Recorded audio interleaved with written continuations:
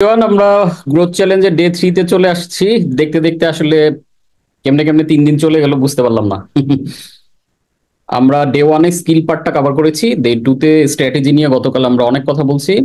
আজকে আমরা সিস্টেমাইজেশন নিয়ে কথা বলবো। Imran Khan, good evening. Yes, good evening. Parvez Hossain Hriday সালাম জানিয়েছেন, ওয়ালাইকুম আসসালাম। সো আই হোপ আপনারা গত 2 দিন এনজয় করেছেন, আজকেও অনেকগুলো টপিক থাকবে, এনজয় করবেন। অ্যান্ড আই হোপ এই 3 দিনের এই জাম্প্যাক লার্নিংটা আমাদের কাজে লাগাতে হবে, বিকজ আমরা যদি কাজে না লাগাই এরকম এই লার্নিং গুলো হয়ে যাবে আমাদের জন্য enemy. Knowing is the enemy of learning, আর repetition is the mother of learning. এই যে যারা রিপিট করেন গ্রোথ চ্যালেঞ্জ 2 বা 3 বার করে, এরা আসলে ডিফারেন্ট ডিফারেন্ট জিনিস শিখতে পারেন। কারণ প্রথমবার শুনে আপনার মাথার উপর দিয়ে অনেক কিছু চলে যায়, মাথায় অনেক কিছু বসে না, বাট দ্বিতীয়বার যেটা হয় রিপিটেশনের ক্ষেত্রে, আমরা অ্যাজ এ হিউম্যান যা কিছু জীবনে শিখি সবকিছু কিন্তু রিপিটেশন, সেটা পড়তে বসা, লিখা, যে কোনো কিছু রিপিটেশনের মধ্য দিয়ে আমরা শিখি। তো এই যে যে 3 দিনে যা যা কিছু শেয়ার করছি, এই জিনিসগুলো আপনারা রিপিটেডলি আবার আহ, শিখবেন এবং এগুলা প্র্যাকটিস করবেন, ইমপ্লিমেন্ট করবেন। রেজাল্ট কিন্তু আসলে কোর্স করার মধ্য দিয়ে আসবে না। আমি কত ভালো ক্লাস নিলাম এটা আসলে কোনো ম্যাটারই না, বরং আপনি কত ভালো করে আমার থেকে রিসিভ করতে পারলেন, দ্যাটস দ্য ম্যাটার। কারণ আপনি যদি ভালো রিসিভ করে এগুলো ইমপ্লিমেন্ট করেন, আলটিমেটলি রেজাল্ট আসবে, তখন এই কোর্সটা সাকসেস মনে হবে। তখন আপনিই বলবেন যে না, এরকম একটা কোর্সে জয়েন করেছিলাম, এটার মাধ্যমে আমাদের চেঞ্জেস আসছে। যে গতকাল আমাদের কয়েকজন ভাইয়া বলতেছিল যে আমি আগের গ্রোথ চ্যালেঞ্জ গুলো করে এইভাবে চেঞ্জ আনছি। তো ওই চেঞ্জেসটা আমি চাই আপনাদের মধ্যে আসুক। সো আমরা আজকে টপিকে চলে যাই, সিস্টেমাইজেশন। তো আমরা সাকসেসফুলি 2টা দিন শেষ করেছি, আজকে day 3 MBA, massive business acceleration. কিভাবে আমরা আমাদের বিজনেসে একটা ম্যাসিভ গ্রোথ আনতে পারি সেই জিনিস নিয়ে আমরা কথা বলছি। ডে 1-এ আমরা স্কিল কভার করেছি, যেখানে আমরা চেষ্টা করেছি আমাদের কনটেক্সটটাকে বড় করার, যেটার মাধ্যমে আমাদের চিন্তার পরিসর, বিশ্বাসের পরিসরটা অনেক বড় হবে। অ্যান্ড ডে 2-তে আমরা কভার করছি স্ট্র্যাটেজি কভার করেছি, যেখানে আমরা মার্কেটিং এর অনেকগুলো পার্সপেক্টিভ শেয়ার করেছি, যেটার মাধ্যমে আলটিমেটলি আমরা যেন আমাদের বিজনেসে একটা ভালো গ্রোথ নিয়ে আসতে পারি।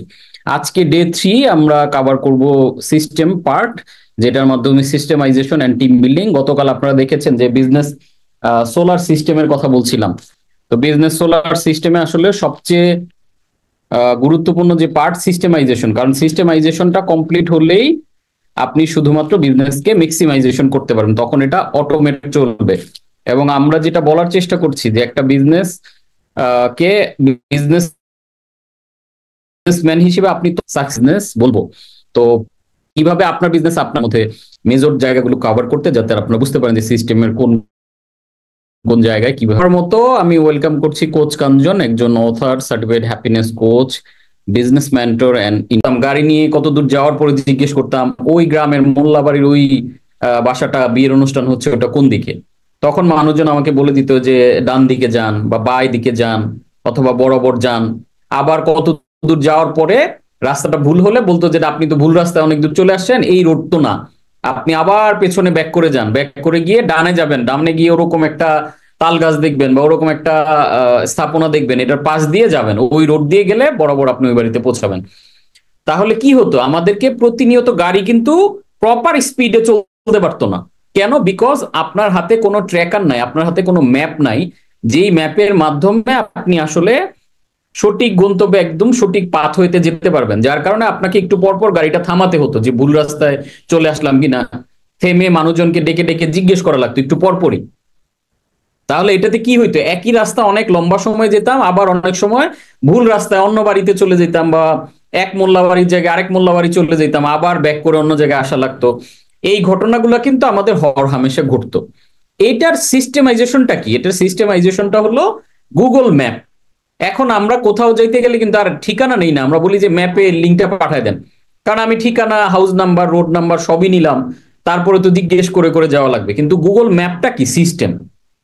তাহলে এই ম্যাপ ছাড়া আপনি যখন রওনা করছেন, আপনার অনেক বেশি সময় লাগতেছে, অনেক পরিশ্রম হচ্ছে, অনেক প্যারা নিতে হইতেছে একই গন্তব্যে পৌঁছানোর জন্য। আর যখনই আপনার হাতে ম্যাপটা চলে আসছে, তখন আপনি ম্যাপ দেখে দেখে জাস্ট মুভ করবেন, ম্যাপই আপনাকে গন্তব্যে নিয়ে যাবে। এই ম্যাপটা হচ্ছে এখানে সিস্টেম, যেটার কারণে আপনি বুঝতে পারছেন যে এটা দেখে এই জায়গাটায় আমি যেতে চাই। ঠিক একইভাবে বিজনেসের সিস্টেমাইজেশন এরকম, যেখানে এরকম একটা ম্যাপের মতো সবকিছু ডিফাইন থাকবে, all thing should be well defined, যেটা আপনি জাস্ট ফলো করবেন এবং ফলো করে একটা জায়গাতে চলে যাবেন। তো এই জিনিসটার জন্যই সিস্টেমটা খুবই জরুরি, যার কারণে আপনি মিনিমাম ইনপুট দিয়ে সিস্টেমটা বানাইতে হয়তো খরচ হবে, সিস্টেমটা বানাইতে হয়তো সময় যাবে, কিন্তু একবার রেডি হয়ে গেলে আপনার কাজ হচ্ছে জাস্ট ফলো ইট, এবং আপনি খুবই স্মুথলি সব কাজ করে ফেলতে পারবেন। তাহলে what is the system? System কি? এটা আমরা এখন বুঝলাম যে হোয়াই সিস্টেম। সিস্টেম কি করে? সবকিছুকে ফাস্টার করে। সিস্টেম কি করে? মিনিমাম ইনপুট দিয়ে ম্যাক্সিমাম আউটপুট পাওয়া যায়। সিস্টেম কি করে? প্যারামুক্ত ভাবে আমাদের কাজ করা যায়। তাহলে সিস্টেম জিনিসটা আসলে কি?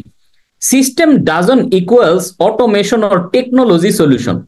এইখানে একটা হয়তো ভুল ইনফরমেশন আমাদের মাথায় আসতে পারে যে সিস্টেম মানেই সবসময়, যেমন আমরা ট্র্যাকারের কথা বলছি, ম্যাপস এর কথা বলছি, এইটা হয়তো কি বলে টেকনোলজি রিলেটেড, কিন্তু সিস্টেম মানে এই না যে সব সময় টেকনোলজি সফটওয়্যার। সিস্টেম মানে এটাও না, কারণ আমি জানি এখানে আপনারা যারা জয়েন করেছেন সবার অনেক বড় বড় বিজনেস নাই।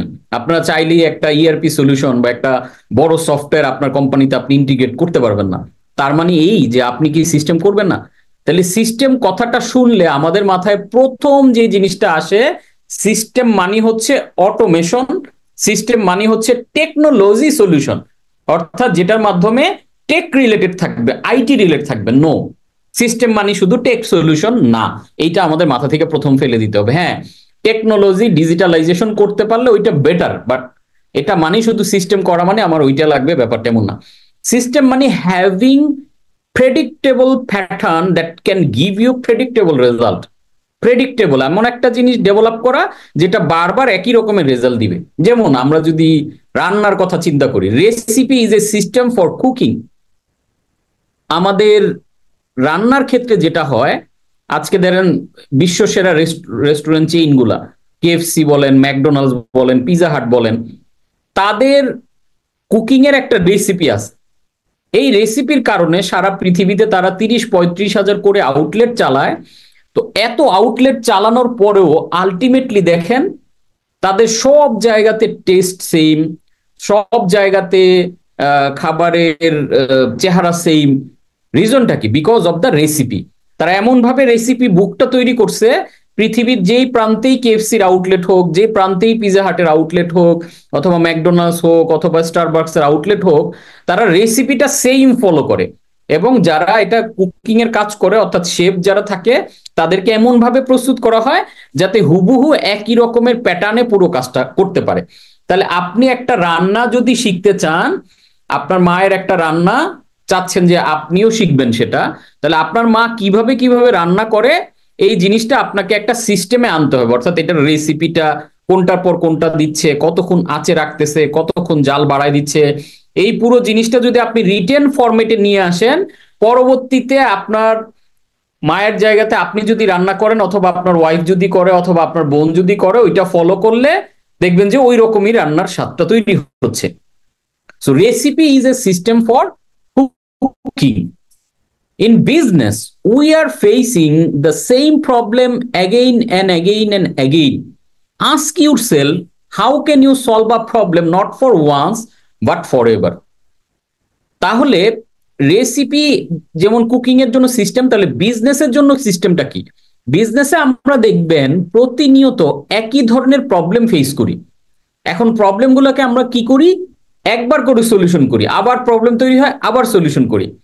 এইখানে তাহলে আমাদের করণীয় কি? প্রবলেমের পার্মানেন্ট সলিউশন ডেভেলপ করা, চিন্তা ভাবনা আলোচনা করে ওই সলিউশনটা বারবার করা। যেমন আমি একদম সিম্পলেস্ট এক্সাম্পল যদি দেই, ধরেন আপনার অফিসে প্রতিনিয়ত অনেক গেস্ট আসে আর কি, আপনার অনেক ভিজিটর হয় আপনার অফিসে।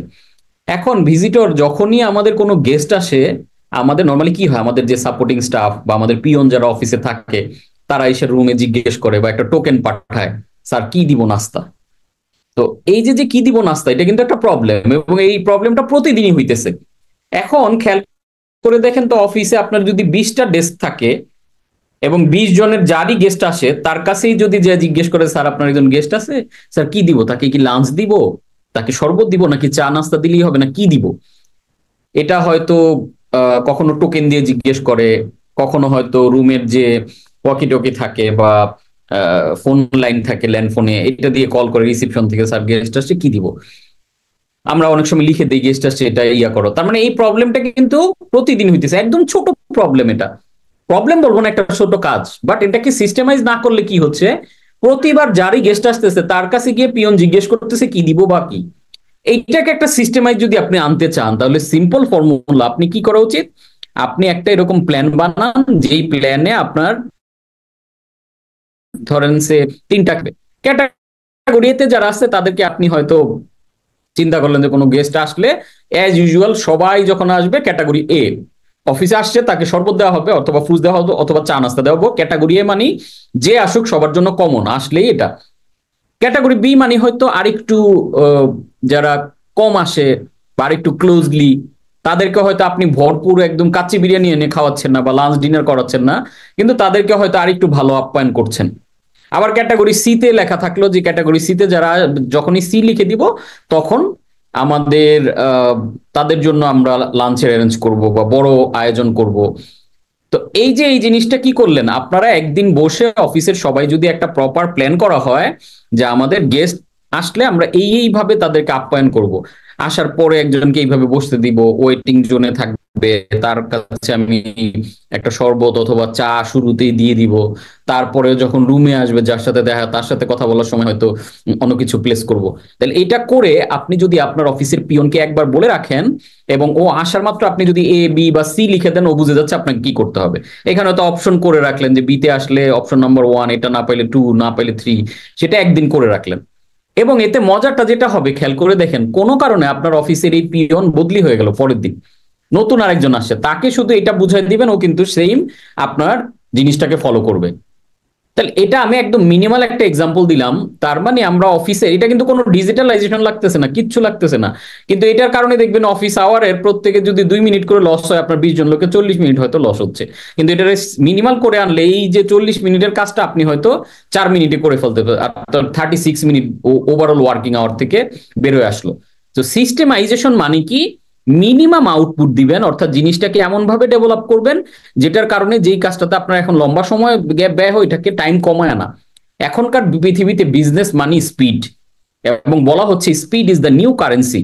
তাহলে সিস্টেম কি করবে, আপনার বিজনেসকে অনেক স্পিডে যেতে হেল্প করবে।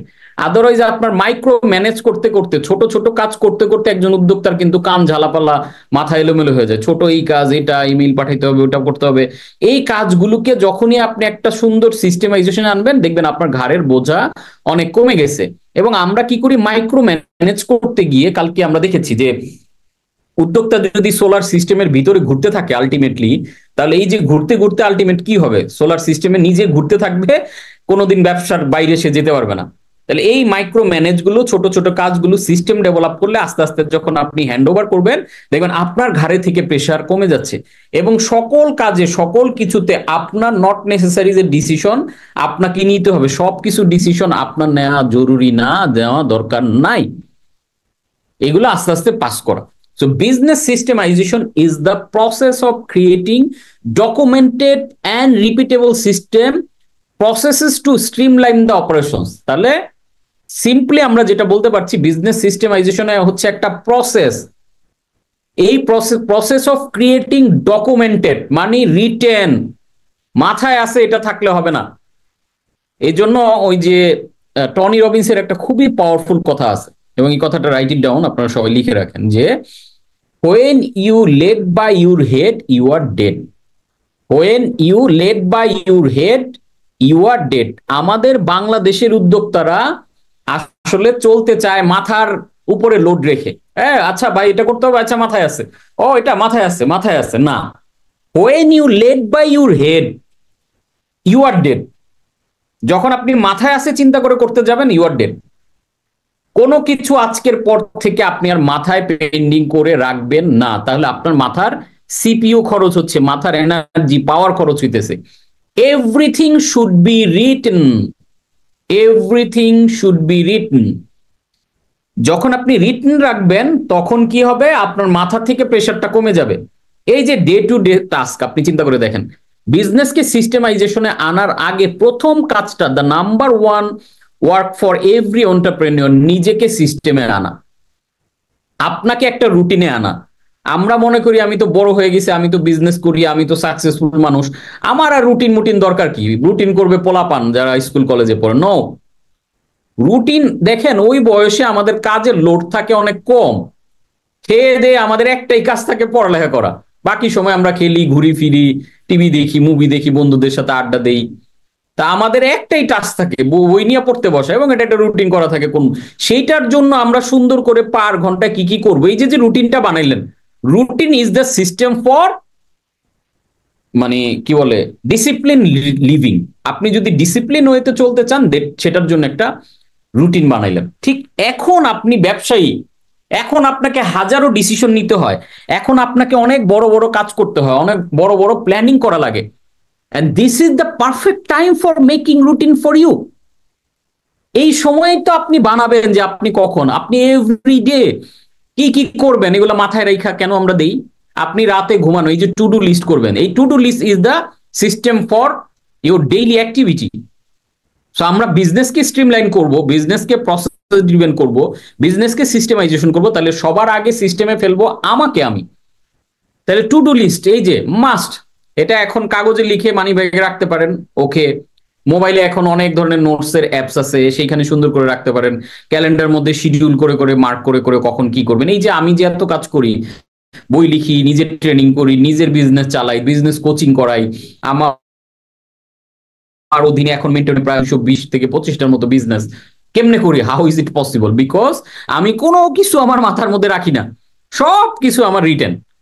আমি জাস্ট রিটেন রেখে দিছি আমার এই ডেটে কি কি কাজ। ধরেন আমার ঠিক এই যে 15 তারিখে আমাদের ব্রেইভের ব্যাচের 5-এর আমার ওরিয়েন্টেশন ক্লাস, অলরেডি আমার ক্যালেন্ডারে এটা আপ করা আছে। আমার 22 তারিখে 2 দিন ওইটা আমার ক্যালেন্ডারে বুক করা আছে। আমার কখন ট্রেনিং, কখন কোনটা কাজ, এভরিথিং রিটেন এবং আগে থেকেই বুকড করা। বিদায় কিন্তু আমার কোনোদিন প্যারা নিতে হয় না কখন কি কাজ।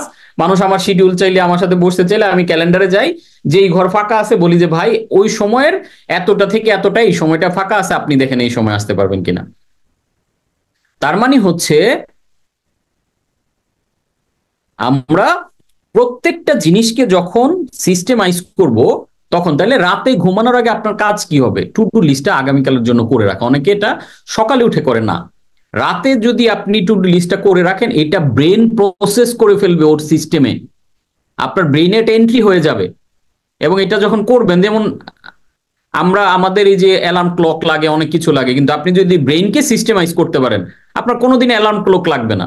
আপনি দেখবেন ঘুমাবেন, আপনি টাইম দিয়ে, যেমন আজকে বিকেলে আমি একটু রেস্ট নিচ্ছিলাম, কালকে গিয়েও আপনাদের এইখান থেকে শেষ করে আমি 4টা 4:30 পর্যন্ত আমার একটা ট্রেনিং ক্লাস ছিল। আপনাদের ক্লাস শেষ করে গিয়েই জাস্ট শাওয়ার নিয়ে খেয়ে দিয়ে ক্লাসে বসে গেছি, ওই ক্লাস শেষ করতে 4:30। তো এই জন্য আবার আজকে যেহেতু আপনাদের ক্লাস আছে, এই জন্য আমি চিন্তা করলাম বিকেলে একটা ঘুম দেই। তা আমি ঘুম দেওয়ার আগে কি করলাম, প্রথমে একটা ব্রেইনকে অ্যালার্ম দিলাম যে ঠিক কতক্ষণ ঘুমানো যাবে, তোমার টাইম হচ্ছে 1 ঘন্টা। আমি কিন্তু মোবাইলে দিলাম না অ্যালার্মটা, কারণ আমার ব্রেইন এখন আমার সিস্টেমাইজেশনে চলে আসছে। আমি যদি 2 ঘন্টার অ্যালার্ম দিই, ঠিক 2 ঘন্টা পর ব্রেন আমাকে উঠাই দেয়। খুবই মজার। এবং এটা এটা হচ্ছে ব্রেইনের সিস্টেম। যখন আপনি আপনার ব্রেইনকে এইভাবে সুন্দর কন্ট্রোলে নিতে জানবেন, দেখবেন মন ভরে প্রাণ ভরে আপনি কাজ করতে পারতেছেন। ব্রেইনের সুইচটা অন করে দিয়ে যে এখন হলো ক্লাস, কোনো দিকে মনোযোগ দিবা না, তুমি তোমার সেরা পারফরমেন্স দিয়ে এখন ক্লাসটা নিবা। যার কারণে দেখবেন যে ক্লাস নেওয়ার সময় আমার অন্য কোনো দিকে ডিস্ট্রাকশন, কোনো দিকে মনোযোগ দেয় না, ফোকাস একদম আপনাদের দিকে, যে আমি আমার বেস্ট ডেলিভারি, আমি যখনই ক্লাস করি আমার জীবনের সেরা ডেলিভারিটা দেওয়ার চেষ্টা করি। এটা কি হয়েছে, ব্রেন এইভাবে প্রোগ্রামড হয়ে গেছে, যার কারণে আমার ক্লাসের ডেলিভারি গুলা অটোমেটিক্যালি বেস্ট হয়, এবং আমি গুড ফিল করি যে না, ভালো একটা ক্লাস করাইলাম। This is the systemization. তার মানে আমার সিস্টেমাইজেশনের শুরু হবে আমার ব্রেন থেকে, এবং আমি যখন আমার ব্রেনকে এইভাবে সিস্টেমাইজ করব, তখন আপনি দেখবেন যে এই যে আমি কিভাবে করি, বিকজ অফ প্র্যাকটিস। আমরা গতকাল বলেছিলাম না যে 21 to 66 ডেজ এইভাবে প্র্যাকটিস করলে মানুষ সব কিছু করতে পারে, যে কোনো কিছু। আপনি যখন প্র্যাকটিস করবেন, দেখবেন যে এইভাবে অভ্যস্ত হয়ে যাচ্ছে ব্রেন। কারণ ব্রেন তো একটা ওই অনেকটা পোষা প্রাণীর মতো। আপনি আপনার বিড়ালকে আদর করে দেখবেন যেভাবে অভ্যস্ত করবেন, ওই ওরকমই ব্রেনকে অভ্যস্ত করলে ওইভাবে। এখন আমরা তো কখনো ব্রেনকে টেক কেয়ার করি না, ব্রেনকে ভালো ফুড দিই না, ব্রেনকে ভালো কাজ দিই না, ব্রেনকে প্রপার প্রেসার দিই না ওর থেকে আউটপুট বের করার জন্য, যার কারণে ব্রেন হচ্ছে তার মতো করে চলে। সো এখন আমাদের কাজ কি, এভরিথিং শুড বি ডকুমেন্টেড, অর্থাৎ এভরিথিং শুড বি রিটেন। আপনার ব্যক্তিগত, ইভেন আমার আম্মুকে আমার ফোন দেওয়া লাগবে। এই যে আমার আম্মুর সাথে আমি আজকে দুপুরে কথা বললাম, এটা কিন্তু আমি গতকাল রাতে আমার টু ডু লিস্টে লিখে রাখছি। এখন বলবেন যে এই কাজও লিখে রাখতে হয়? হ্যাঁ, কারণ আমি ব্রেইনে কোনো সিঙ্গেল ছোট টাস্কও, আমার ফোন কাকে কাকে দিতে হবে ফোন লিখে আমার একদম সিরিয়াল করা থাকে, যে আগামীকাল এরে এরে এরে এরে এই ফোন দিব, টাকা পাঠাইতে হবে এরে এরে এরে, এটা লিখে রাখি। প্রত্যেকটা ছোট জিনিস আমার ওইখানে লিটেন থাকে। তাহলে রাতের আমি ওই যে 15-20 মিনিটে আমার যে প্ল্যানটা বানাইলাম এভরিডে, কারণ আপনার সাকসেসটা ডিপেন্ড করতেছে আপনার এভরিডে অ্যাক্টিভিটিতে। সো আপনার ডে টু ডে অ্যাক্টিভিটি গুলো যদি আপনি ঠিক মতো করেন, এটা লং রানে 1 বছর 2 বছর 5 বছরের মধ্যে দেখবেন আলটিমেটলি আপনার লাইফ কোন উচ্চতায় গেছে, আপনি কত কাজ করতে পারেন। এই আমি দেখেন, এই আমি এখন যে পরিমাণ কাজ করি, একসময় আমি কিন্তু সেটা পারতাম না, কারণ ব্রেনকে আমি প্রপার সিস্টেমে পরিচালনা করতাম না। দ্যাট ইজ হোয়াই আমার অনেক সময় চলে যেতে অ্যাচিভমেন্ট আসতো না। এখন আমি এত কাজের মধ্যে এত ট্রেনিং করে সারাক্ষণ ধরেন, হয় ট্রেনিং করে না হয় করতেছি, তার মাঝে আমার বিজনেস হইতেছে, তার মানে মাঝে আমার বই লেখা হইতেছে, ইন্টারন্যাশনাল ডিগ্রি সার্টিফিকেশন প্রতিনিয়ত, তার মাঝে আমি ফ্যামিলিকে সময় দিচ্ছি, এভরিথিং কিভাবে করতেছি? Because of the system. তাহলে সিস্টেম কি? Minimum input maximum output. তাহলে আমি মিনিমাম ইনপুট কোথায় দিচ্ছি? প্রতিদিন 15 মিনিট আমার টু ডু লিস্ট, এবং সবচেয়ে মজার ব্যাপার আমি যেটা করি, নট টু ডু লিস্টও বানাই। আমরা যেটা ভুল করি যে সিস্টেমাইজেশনে কি কি করবো এটা লিখি, কি কি করবো না এটা লিখি না। So not to do list, যে আমি ফেসবুক 10 মিনিট বা 15 মিনিটের বেশি চাপবো না, আমি আনপ্রোডাক্টিভ কোনো আড্ডায় যাব না, আমি নেগেটিভ থিঙ্কিং করব না, আমি এটা এটা করব না। কারণ অনেক সময় দেখবেন যেই কাজটা আপনার করা দরকার সেটা করতে পারছেন না, বিকজ যেই কাজটা না করা দরকার সেই কাজটায় সময় ব্যয় করে ফেলতেছেন। আপনার সুন্দর প্ল্যানে ছিল যে আমি আধা ঘন্টা বই পড়বো, এই আধা ঘন্টা বই না পড়ে আধা ঘন্টায় যে আপনি ইউটিউবে ভিডিও বা টিকটকের ভিডিও দেখতেছেন, দেখে যে আধা ঘন্টার জায়গায় 1 ঘন্টা লস করে ফেলছেন, তখন তো আপনার এই রুটিনের ওই কাজটা থাকবে না। তার মানে আমাকে এই 24 ঘন্টাকে আমি কিভাবে সাজাবো এইটা প্ল্যান করা আমার ব্যক্তির জন্য সিস্টেমাইজেশন। সো আই হোপ সিস্টেমের ব্যাপারটা আমরা এখন clear. The problem, if your business is not depend on the system, হ্যাঁ brain is a pat like, হ্যাঁ মজাদার। If your business is not depend on the system, it is mostly depend on you. That's the problem. আপনার business যদি system depend না হয়, এটা আপনি depend হয়ে থাকবেন, দেখবেন আপনি কোথাও গিয়ে শান্তি পাবেন না। আপনি দেশের বাইরে ট্যুরে গেছেন ফ্যামিলি নিয়ে, ওইখানে বসে আপনার মেইল পাঠাইতে হইতেছে, হোয়াটসঅ্যাপে মেসেজ দিতে হচ্ছে, ফোন করতে হইতেছে, নাম কা অবস্থায় আপনি একটা ট্যুরে গেছেন, আলটিমেটলি আপনার ব্যবসা আপনার সাথেই গেছে, কারণ ব্যবসা আপনার ঘাড়ে বসে রয়েছে। তো আপনার ব্যবসা যখন আপনার ঘাড়ে থাকে তখন তো আপনি আসলে মুক্ত না, আপনি স্বাধীন না। আপনি স্বাধীনতার নামে বিজনেস করতে আসছেন ফ্রিডম হওয়ার আশায়। আগে 9টা টু 5টা জব করতেন বা 9টা টু 6টা জব করতেন, এখন কি হয় উল্টা 9টা টু 9টা, 9টা টু 12টা অথবা 24/7 নিয়ে আসলে জব করেন, বিকজ আপনার সিস্টেম ডেভেলপ করা নাই। That's the problem. You build a wrong system because you don't know what you don't know. এই কাজগুলো যে ডেভেলপ করা দরকার, এইগুলো যে স্ট্রিম লাইনে আনা দরকার, এইটা নিয়ে আপনার মাথা ঘামানোর সুযোগ হয় নাই। এই জিনিসটা যে জরুরি এটা আমরা কখনো চিন্তাও করি না। আমরা ব্যবসা মানি, আমরা ফ্রিডম হওয়ার আশায় আসি, এরপর রাত দিন পরিশ্রম করতে থাকি, এবং এটাকে আমরা মনে করি যে এইভাবেই ব্যবসা আমাদের বাপদাদা করে গেছে, আমাকে ওইভাবে ব্যবসা করে ক্যাশ বাক্সে মারা যেতে হবে। না, এখনকার পৃথিবীতে এটা না। আপনার ব্যবসা মানে আপনাকে পিওর ফ্রিডমটা আপনার তৈরি করতে হবে। আপনি সিস্টেম নিয়ে যখন করবেন, আপনার ব্রেইনের উপরে প্রেশারটা অনেক কম পড়বে, খুব স্মুথ আপনি প্রত্যেকটা কাজ করতে পারবেন। এই যে মাইকেল ই গার্বার কি বলেছেন এই সিস্টেমাইজেশন নিয়ে, সবাইকে সাজেস্ট করব এই ওনার লেখা যে বইটা, ই মিথ রিভিজিটেড একটা বই আছে, without a systematic way build and run a business, there is a predictable probability that you will have to burn the business and start over. আপনি যদি সিস্টেম ঠিক মতো ডেভেলপ করতে না পারেন, আপনি আসলে বিজনেসটাকে বার্ন করছেন, আবার স্টার্ট ওভার, আবার নতুন করে চালু করতে হবে। সো ওনার লেখা যে বইটা মাইকেল ই গার্বার, এই যে ই যেটা ই ফর ইংল্যান্ড, তো ই মিথ রিভিজিটেড, এই বইটা আপনারা পড়বেন। এই সিং এন্টারপ্রেনারদের বিজনেসকে কিভাবে স্ট্রিমলাইন করা যায়, সিস্টেমাইজেশনে আনা যায়, ওই জিনিসটা নিয়ে উনি একটা ভালো বই লিখেছেন। আরেকটা বই আছে, পড়তে পারেন, সি উইন্টারের লেখা, উইন্টার এই যে শীতকালের সিজন এখন, ওনার লেখা বইটার নাম হচ্ছে রকেট ফুয়েল। সো এই বই দুইটা আপনাদেরকে খুব হেল্প করবে সিস্টেমাইজেশনের প্রসেস ডেভেলপ করতে। তারপর আজকের ক্লাসে আমরা যেগুলো আলাপ করতেছি, এইগুলো যদি প্রাইমারি শুরু করেন, আপনার দেখবেন বিজনেসের অনেক প্রেসার, অনেক লোড ঘাড়ের উপর থেকে কমে গেছে। তাহলে আমরা এবার একটু ভিতরে ঢুকে যাই, সিস্টেমের ভিতরে। আমাদের বিজনেসে আসলে মেইনলি 3টা সিস্টেম ডেভেলপ করতে হবে। দেয়ার আর 3 systems. System number 1 hard system, system number 2 soft system, system number 3 information system. এই 3টা সিস্টেম ডেভেলপ করলে আপনার বিজনেসের সিস্টেমাইজেশন পার্টটা কমপ্লিট হয়ে গেল। তাহলে প্রথম যেটা সেটা হচ্ছে হার্ড সিস্টেম। হার্ড সিস্টেমের মধ্যে কি থাকছে? হার্ড সিস্টেমের মধ্যে প্রথম যেটা থাকবে সেটা হচ্ছে decorations, design and branding. Hard সিস্টেমের কথা, ডেকোরেশন যদি খেয়াল করে দেখেন, এইবার আপনাদের চোখ খুলে যাবে, দেখবেন যে আসলে বড় বড় ব্র্যান্ডগুলা কিভাবে এরকম ব্র্যান্ড হইছে। প্রত্যেকটা বড় ব্র্যান্ড আসলে সিস্টেম ড্রিভেন, সিস্টেমের মাধ্যমেই তারা পরিচালিত হয়। যেমন আমরা যদি এই যে যাদের কথা বলছিলাম, কেএফসি, পিজা হাট বা স্টারবাকস, ম্যাকডোনাল্ডস, এই যে রেস্টুরেন্ট চেইনগুলোর কথাই যদি আমরা অ্যাজ এ এক্সাম্পল ধরি, এই রেস্টুরেন্ট চেইনগুলোতে আপনি যখন ভিজিট করবেন, এই যে কেএফসির বাংলাদেশের আউটলেটে যাবেন, মিডল ইস্টে যাবেন, ইউএস এর আউটলেটে যাবেন, মালয়েশিয়ার আউটলেটে যাবেন, যে কোনো দেশে আপনি যখন যাবেন, বলেন তো আপনি আলটিমেটলি কি দেখবেন? দেখবেন যে আরে দেখা তো একই লাগতেছে। সব জায়গাতে সাইনবোর্ডের স্টাইল একরকম, কাউন্টার স্টাইল একরকম, ওইটার ভিতরে ডেকোরেশন প্ল্যানটা একরকম, কোথায় রেড ইউজ করতে হবে, কোথায় হোয়াইট ইউজ করতে হবে। সারা বিশ্বের এই 30-35 হাজার আউটলেটে সব জায়গায় সেম। কিভাবে?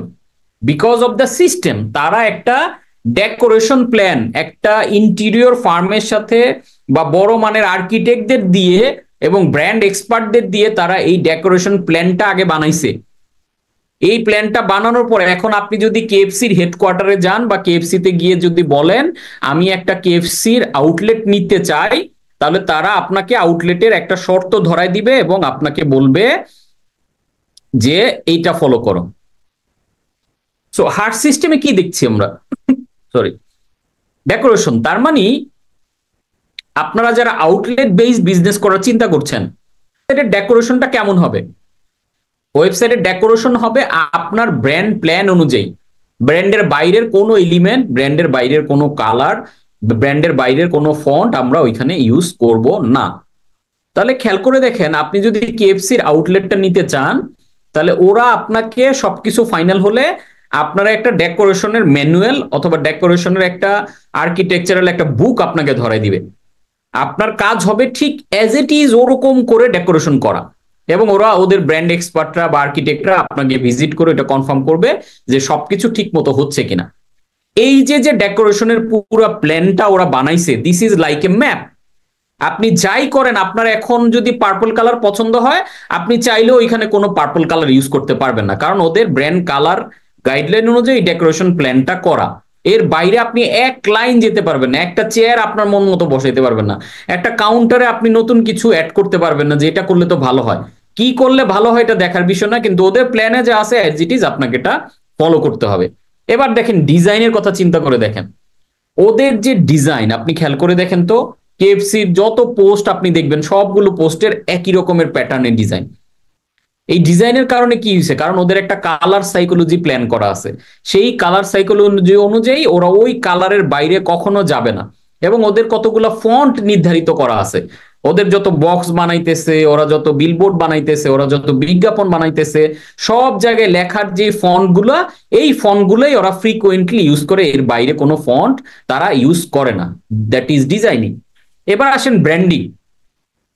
আমাদের বাংলাদেশে এসএমই উদ্যোক্তা যাদের সাথেই আমার কথা হইছে এবং আমি যাদেরকে মেন্টরিং করি, সবার একটা জিনিস আমি কমন পেয়েছি। প্রত্যেকে আমার কাছে এসে একটা মনের ক্ষুধা বা মনের কথা প্রকাশ করে, সেটা হচ্ছে স্যার আমি একটা ব্র্যান্ড বানাতে চাই।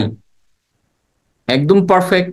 তাহলে ব্র্যান্ড বানাতে চাইলে আপনার কি লাগবে? আপনার লাগবে একটা ব্র্যান্ড প্ল্যান, আপনার লাগবে একটা ব্র্যান্ড গাইডলাইন। আপনি যে ব্র্যান্ড বানাতে চান, এই গাইডলাইনটা যদি না থাকে আপনার তো ব্র্যান্ড হবে না। কেন হবে না? বাংলাদেশে কেন বিগ ব্র্যান্ড ডেভেলপ হয় না সচরাচর? এটার একদম রিজন গুলো আমি যদি বলি তাহলে আপনারা বুঝতে পারবেন ব্র্যান্ডিং জিনিসটা কি আসলে। তার আগে এটা একটু ক্লিয়ার করি। ব্র্যান্ডিং মানে হচ্ছে কনসিস্টেন্সি। মানিস অলওয়েজ একই রকমের প্যাটার্ন, একই রকমের টোন, একই রকমের ফন্ট, একই রকমের কালার, এইগুলো ইউজ করতে করতে মানুষ যখন দূর থেকে ব্র্যান্ডটাকে দেখে তখন ওইটা তারা নোটিস করতে পারে। আজকে যেমন ধরেন বাংলা লিঙ্ক যদি বলি, বাংলা লিঙ্ক বললে আপনি কমলা রং মাথায় আসে, দূর থেকে বাংলা লিঙ্কের নাম লেখা থাকে না, ওদের লোগোটা একটু কি বলে আঁকা থাকলেই আপনি প্যাটার্নটা দেখলেই বুঝে যান যে এটা বাংলা লিঙ্কের লোগো। আবার দূর থেকে বিকাশের ওই পাখির উড়ে যাওয়ার মতো যে 10 গ্রামটা, ওইটা দেখলে আমরা বুঝি যে এটা বিকাশ। গোলাপি রং দেখলেই ওই জিনিসটা আমাদের মাথায় ফিল হয়।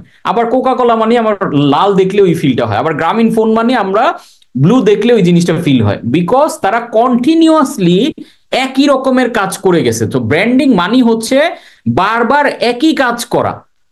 এখন বারবার, যেমন আজকে যদি মার্ক জাকারবার্গের কথা চিন্তা করেন, আপনি যদি চোখ বন্ধ করেন মার্ক জাকারবার্গের চেহারা কিন্তু আপনার ভেসে উঠবে এবং ওর ড্রেসটা আপনি দেখতে পাবেন, কারণ ও অলওয়েজ একটা অ্যাশ কালারের টি শার্ট পরতেছে। এখন এটা বারবার পরার কারণে ওকে নোটিস করা আপনার জন্য খুবই সহজ এবং ওকে মনে রাখা অনেক সহজ, খুবই সিম্পল। এখন কালকে থেকে যদি আমি একটা লাল রঙের ক্যাপ পরি মাথার মধ্যে, খেয়াল করেন, এটা যদি টানা 1 বছর পরি, আমাদের ছবিতে যে কোনো জায়গায় সব জায়গায় দূর থেকে দেখলে আপনি এই ক্যাপটা দেখে আমাকে চিনে যাবেন যে ওইটা কোচ কাঞ্চন লাল রঙের ক্যাপ পরে বাংলাদেশে উনিই ঘুরে। লাল রঙের টুপি ধরেন সে, তো লাল রঙের টুপি পরে আমি যদি টানা ঘুরতে থাকি, এটা হবে আমার ব্র্যান্ডিং। মানুষ এক সময় এটার কারণে আমাকে চিনতে শুরু করবে। এখন ব্র্যান্ডিং মানে কনসিস্টেন্সি। এই কনসিস্টেন্সির কারণে যে গত 3 দিনে আমাকে যেই ড্রেসে দেখতেছেন, আমার ব্র্যান্ডের কোর কালার হচ্ছে 3টা। 1 নাম্বার হচ্ছে ব্ল্যাক, 2 নাম্বার হচ্ছে রেড, 3 নাম্বার হচ্ছে গোল্ডেন। এই 3টা কালারের উপরেই আমি এস্টাবলিশ আমার ব্র্যান্ডিংটা, যার কারণে আপনি নর্মালি আমাকে অন্য কোনো কালারে দেখবেন না। আপনার সাথে যদি রাস্তাও আমার দেখা হয়, আপনি দেখবেন আমি একটা কালো টি শার্ট পরে আসি, অথবা লাল টি শার্ট পরে আসি, অথবা কালো ব্লেজার পরে আসি, অথবা গোল্ডেনের মধ্যে কিছু পরে আসি। এই যে গত 3 দিনেও আমাকে দেখতেছেন, এটাই কিন্তু দেখতেছেন। তার মানে আমার সব কিছুর মধ্যে এইটা হচ্ছে করা, এটা আমার ব্র্যান্ডিং। এবং এইটা যেদিন থেকে আমি ব্র্যান্ডিং বুঝতে পারছি, ব্র্যান্ডিং শিখছি, তারপর থেকে এই কনসিস্টেন্সি আমি ধরে রাখছি। এবং এটা গিয়ে অনেক সময় এমন হয়, আপনাদের ভাবির সাথে যখন শপিং এ যাই, কেনাকাটা, যে এই নিয়ে বহুত ঝামেলা হয় যে আরে তুমি পার্পল কালার পরো, তুমি ওই সবুজ কালার গেঞ্জি পরো, ওইটা পরো, সমস্যা কি হয়েছে? আমগোর সাথে যখন ঘুরতে যাবা তখন পরবা, সমস্যা কি? এখন তাকে তো আর আমি ব্র্যান্ডিং এর ক্লাস করাইতে পারতেছি না। এখন যেটা হয়, আমি যেটা ফিল করি, ধরেন আমি আমার ফ্যামিলি নিয়ে আমি বান্দরবন ঘুরতে গেলাম বা কক্সবাজার ঘুরতে গেলাম, এখন ওইখানেও তো আমার অনেক স্টুডেন্টরা আছে। তো তারা যদি আমার ওই সময় পার্পল কালার দেখে, ওইখানেও তো আমার ব্র্যান্ডিংটা নাইমা গেল। তো আমাকে অলওয়েজ এখন বাধ্য হয়ে আমি এই ড্রেসের বাইরে যেতে পারতেছি না, বিকজ অফ দ্য কনসিস্টেন্সি।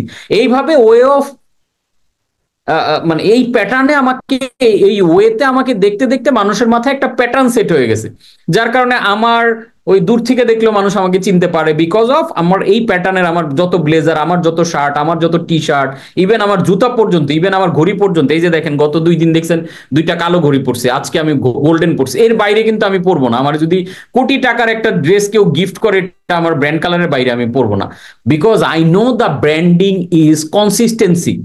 এখন সমস্যা যেটা হয়, এসিএমই উদ্যোক্তারা কি করে, তারা আজকে তার চাইছে পার্পল কালারের একটা ডিজাইন করে সে দিছে, কালকে মন চাইছে, এখন এটা করছে, 1 মাস চলার পরে বা 1 বছর চলার পরে নতুন ডিজাইনার আসছে, নতুন ডিজাইনার আইসা বলতেছে পার্পল আর গ্রিন এগুলো কোনো কালার হইলো, এগুলো রেড কালার দেন, সবার চোখে লাগবে। আপনারা বুঝাইছে, এবার আপনার ব্র্যান্ডে এখন রেড কালারের পোজ যাইতেছে। এক এক দিন এক এক কালার ইউজ করতেছেন, একটা পোস্টের মধ্যে, একটা ডিজাইনের মধ্যে বহু ধরনের কালার আমি দেখি। তাহলে মানুষ আপনার সহজ জিনিসটা চিন্তা করে দেখেন, ব্র্যান্ডিং মানে কি? মানুষের মাথায় আপনি জায়গা পাওয়া, তাই না? এখন মানুষের মাথায় আপনার জায়গা পাইতে গেলে আপনি যদি প্রতিদিন এক এক দিন এক একটা কালার ইউজ করেন, কোনোদিনও কোনো কালার দিয়ে আপনাকে মানুষ আইডেন্টিফাই করতে পারবে, চিন্তা করতে পারবে? কারণ মানুষের তো খেয়ে দিয়ে অন্যান্য অনেক কাজ আছে। সো আপনাকে যে মানুষ মনে রাখবে, আপনাকে প্রতিনিয়ত একই কাজ করে দিতে হবে। দ্যাট ইজ হয় আপনারা দেখবেন বড় ব্র্যান্ডগুলো কন্টিনিউয়াসলি একই কাজ করে যায়। এই জন্য পেপসুডেন্ট, জীবাণু জীবাণু জীবাণু জীবাণু জীবাণু জীবাণু এগুলা বলতে বলতে পেপসুডেন্ট মানি আমরা বুঝি, জীবাণু মানি পেপসুডেন্ট ইউজ করতে হবে, ব্রাশ করতে হবে। এজন্য বাচ্চাদেরকে মানুষ পেপসুডেন্ট দিয়ে ব্রাশ করায়। আবার ক্লোজ আপ মানি সজীব নিঃশ্বাস, সজীব নিঃশ্বাস, সজীব নিঃশ্বাস। এখন আপনি খেয়াল করেন, পেপসুডেন্ট ব্যবহার করলে কি সজীব নিঃশ্বাস হয় না? হয়। কাছে আসার গল্প কি অন্য টুথপেস্টে হবে না? হয়। কিন্তু ওরা এটা কন্টিনিউয়াসলি করে, এটা ওদের ব্র্যান্ডিংটা তৈরি করেছে। আপনি যেটা কন্টিনিউয়াসলি করবেন ওইটাই আপনার ব্র্যান্ডিং হবে। সিম্পল ফর্মুলা ব্র্যান্ডিং এর।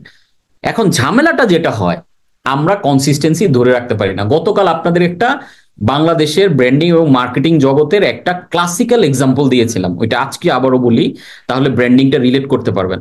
আপনারা জানেন যে অ্যারোমেটিক সাবান যখন মার্কেটে লঞ্চ হয় তখন মার্কেট শেয়ার ছিল 70-30 বা অলমোস্ট 80-30। তার মানে হলো একটা মার্কেটে 100টা সাবান বিক্রি হলে 70-80টা সাবান বিক্রি হতো লাক্স। খেয়াল করবেন, 100টার মধ্যে 70-80টা সাবান বিক্রি হইতো লাক্স, অ্যারোমেটিক সহ অন্যান্য বাকি সাবান বিক্রি হইতো 20টা বা 25টা বা 30টা। এই ছিল মার্কেটের কন্ডিশন।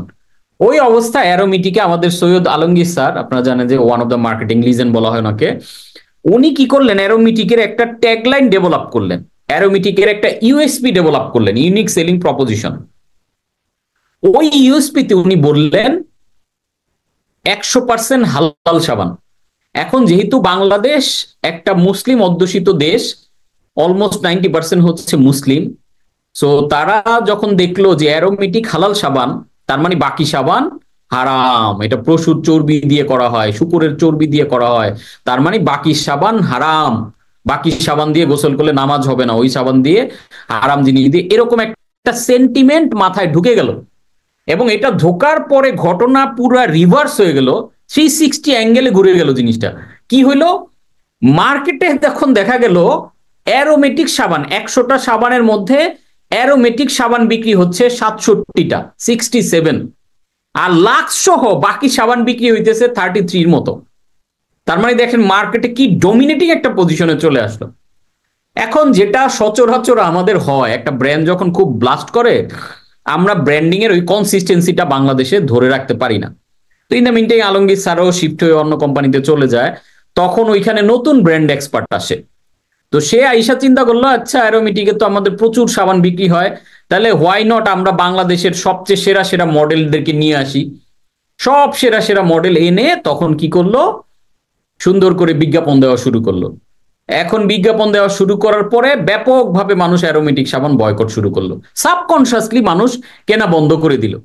কেন করলো কেনা বন্ধ? বিকজ দেখেন এখানে কনসিস্টেন্সির ব্যত্যয় হয়েছে, সিস্টেমাইজেশনের ব্যত্যয় হয়েছে, সিস্টেমের অভাবে বাংলাদেশে ব্র্যান্ড দাঁড়ায় না। কি হয়ে গেল, তখন দেখলো অ্যারোমেটিক তোমরা আমারে হালাল সাবান বলতেছো, আবার তুমি সুন্দরী নায়িকাদেরকে দিয়ে তুমি গোসলের সিন দেখাইতেছো, সাবান মাখতেছে, বিউটিফিকেশনের কথা বলতেছো, তো এটা তো হালাল হইল না। আমি ডোন্ট গেট মি রং, আমি বলার চেষ্টা করছি না যে ওই বিজ্ঞাপনগুলো খারাপ বা ভালো, আমি যেটা মেসেজ দেওয়ার চেষ্টা করছি যে কনসিস্টেন্সি। আপনি যখনই হালাল বললেন, তখন যখন আপনি আবার ওই রকম বিজ্ঞাপন দিলেন, এটা কিন্তু সাবকনসিয়াসলি, মানুষ কনসিয়াসলি তো পারচেজ ডিসিশন নেয় না, সাবকনসিয়াসলি মানুষের মাথায়, আচ্ছা তাহলে ওরা রাক্সের মতো বিজ্ঞাপন দিলে তো একই ঘুরে ফিরা, কিসের হালাল? এই যে অ্যারোমেটিক মার্কেট আউট হয়ে গেল because of the system gap, because of the consistency gap. আমি বাংলাদেশে এরকম এখন দেখবেন যে ইসলামী ব্যাংকিং ডিভিশন হইতেছে অনেক ব্যাংকে। তো এর মধ্যে আমি গত বছর একটা ইয়েতে দেখলাম যে ইসলামিক ব্যাংকিং ডিভিশন, আচ্ছা ওদের সাথে কথা বলি, তো ওইখানে ইসলামিক ব্যাংকিং ডিভিশন বানাইছেন, মানে কি ওইখানে ইসলামিক প্র্যাকটিসিং মুসলিম গুলো যাবে।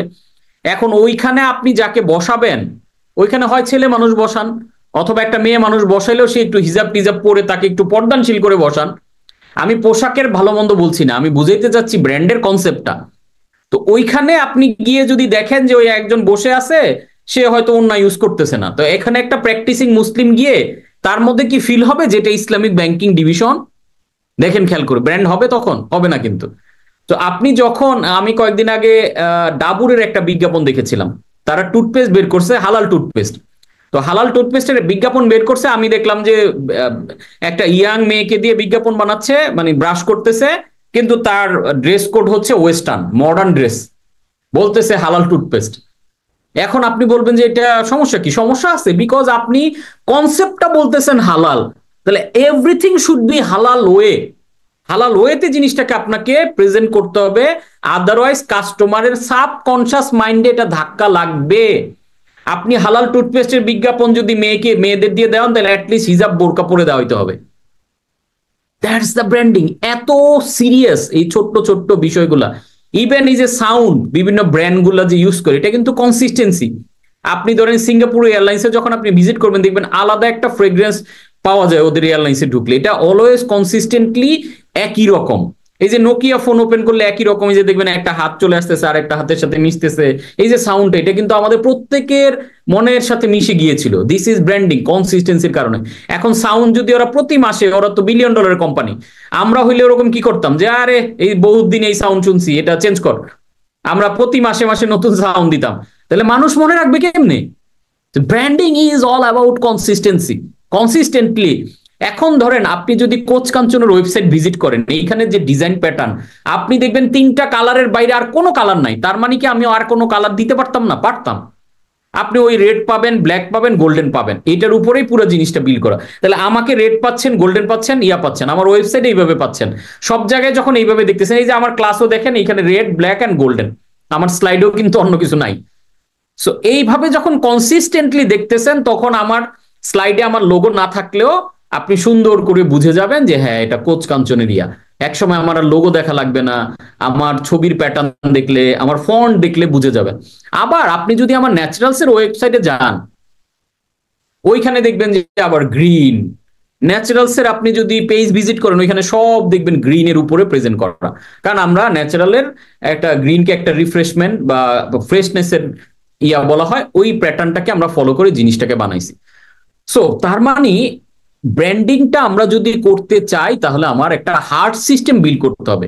সেইখানে আমার রিটেন একটা ব্র্যান্ড গাইডলাইন বা একটা ব্র্যান্ড প্ল্যান থাকবে, সেটা একজন ব্র্যান্ড এক্সপার্ট আপনার জন্য করে দিবে, যেটা আমরা গেরিলা ডিজিটাল থেকে আমরা সার্ভিস দিই। যারা ব্র্যান্ড প্ল্যান বানাইতে চায়, তাদের জন্য আমরা একদম তার ব্র্যান্ডটাকে গবেষণা করে কোন কালার ইউজ করা উচিত, কোন ফন্ট ইউজ করা উচিত, কোনটা কিভাবে ইউজ করবে, এভরিথিং শুড বি রিটেন। এখন বাংলাদেশের সমস্যা যেটা হয়, কেন ব্র্যান্ড হয় না? ধরেন আজকে একটা কোম্পানির ব্র্যান্ড ম্যানেজার একজন, সে হচ্ছে একজন প্র্যাকটিসিং মুসলিম, খুবই নামাজি মানুষ। সে চিন্তা করলো আমি ব্র্যান্ডের দায়িত্ব পাইছি, ধরেন একটা বেভারেজ ব্র্যান্ডের সে দায়িত্ব পাইছে। সে চিন্তা করলো আচ্ছা ঠিক আছে, তাহলে আমি তাবলিগ জামাতে স্পন্সর করব, ওইখানে আমি সবাইকে ফ্রি বেভারেজ খাওয়াবো। ওকে, পারফেক্ট, ভালো কাজ। এখন কোনো কারণে এই ব্র্যান্ড ম্যানেজার চেঞ্জ হয়ে গেছে। চেঞ্জ হওয়ার পরে নতুন একজন আসছে, নতুন একজন এসে বলতেছে আরে এই আমার ব্র্যান্ড কি শুধুমাত্র মুসলিমদের জন্য নাকি? আমার ব্র্যান্ড তো সবার জন্য, শুধু তাবলিগ জামাতে কেন, আমি পূজাতেও স্পন্সর করবো। ওকে, ফাইন করেন। আবার আমি কনসার্টেও করব। ওকে, ফাইন করেন। কিন্তু সমস্যাটা কোথায় হলো? প্রথম আপনি একভাবে প্রেজেন্ট করলেন, আবার যখন ব্র্যান্ড ম্যানেজার চেঞ্জ হয়ে গেল আরেকভাবে চলে গেলেন। আপনার ডিজাইনার আজকে একভাবে আপনার কালার টালার দিয়ে করতেছে, সব ওকে। আপনি রিসেন্টলি নতুন বিয়ে করলেন, এখন বিয়ে করার পরে আপনার ওয়াইফের পছন্দ হচ্ছে গোলাপি রং, আর আপনার ব্র্যান্ডের কালার হচ্ছে গ্রিন। এখন আপনার ওয়াইফ এসে আপনার ইচ্ছা মতো বলা শুরু করলো, বা আপনার হাজবেন্ড আসার পরে যে এটা এটা কোনো কালার হলো, ক্যাটকেটা সবুজ রং, কি কালার দিয়ে রাখছো তুমি, চেঞ্জ করো, কালকে থেকে তুমি পার্পল কালার আর এই কি বলে পিঙ্ক কালার ইউজ করবা ব্র্যান্ডের জন্য। কি হইলো? আপনার ব্র্যান্ড শেষ। এখন এটা মনে রাখতে হবে, আপনার গাইডলাইনে যতক্ষণ না চেঞ্জ আনবেন, ততক্ষণ পৃথিবীর যে কেউ আপনাকে চেঞ্জ করতে বললে, এটা যত ভালোই হোক, হ্যাঁ আমি যে রেড, গোল্ডেন আর এই ব্ল্যাক ইউজ করতেছি, এর চেয়ে ভালো কালার পৃথিবীতে অবশ্যই আছে, এর চেয়ে ভালোভাবে প্রেজেন্টেশন পৃথিবীতে করা যায় না, অবশ্যই করা যায়। কিন্তু আমি এটাকে প্রেজেন্ট করতেছি, আমি এটাকে ওন করতেছি, আমি এটা কনসিস্টেন্সি করে এটাকে বিল্ড করতেছি। এখন আমার ওয়াইফের পছন্দ হোক বা না হোক, আমার বোনের পছন্দ হোক বা না হোক, আমার কারো পছন্দ হোক বা না হোক, এটার উপরে আমাকে দাঁড়ায় থাকতে হবে। এটা যদি আমি ডেইলি চেঞ্জ করতে থাকি, আমার ডিজাইনারের কথায়, আমার নতুন ব্র্যান্ড ম্যানেজারের কথায়, তার মানে গাইডলাইনটা কেন সারা পৃথিবীর বড় বড় ব্র্যান্ডগুলো শত শত বছর, হাজার হাজার বছর টিকে থাকে, তাদের কনসিস্টেন্সি ধরে রাখার কারণে। আজকে মালিক মরে ভূত হয়ে গেছে, কিন্তু দেখেন তারা ওই যে গাইডলাইন, তাদের যে কনস্টিটিউশন, এই যে এটা হচ্ছে কনস্টিটিউশন, একটা দেশ কিভাবে চলে, দেশের একটা কনস্টিটিউশন থাকে, দেশে যে একটা মানুষের ফাঁসি হবে, একটা মানুষের জামিন হবে, কোন আইনে কি হবে, এভরিথিং রিটেন, একটা ডকুমেন্টেড এখানে করা আছে। বিধায় এই ডকুমেন্টের বাইরে আপনি কিচ্ছু করতে পারবেন না। আপনার করতে গেলে প্রথমত সংসদ বসাইতে হবে, বা ফর্মাল একটা প্রসেস আছে যেটার মাধ্যমে আপনার কনস্টিটিউশন চেঞ্জ করতে হবে। আমার প্রশ্ন আপনাদের কাছে, আপনার কি এরকম একটা ব্র্যান্ড গাইডলাইন, একটা brand constitution, design constitution, decoration constitution, এই হার্ট সিস্টেমগুলো আপনার কি সুন্দর করে রিটেন আছে? নাকি আপনার মন যখন যেইভাবে চায় সেইভাবে করে জিনিস চালাম? এইটা সুন্দর করে রিটেন করবেন, এবং আপনার কাজ হবে ওই জিনিসটাকে ফলো করা। এবং যখন এটা কনসিস্টেন্সি ধরে রেখে আপনি, লিংক দেওয়া হয়েছে, লিংকে ক্লিক করুন, সাবস্ক্রাইব করে দিন।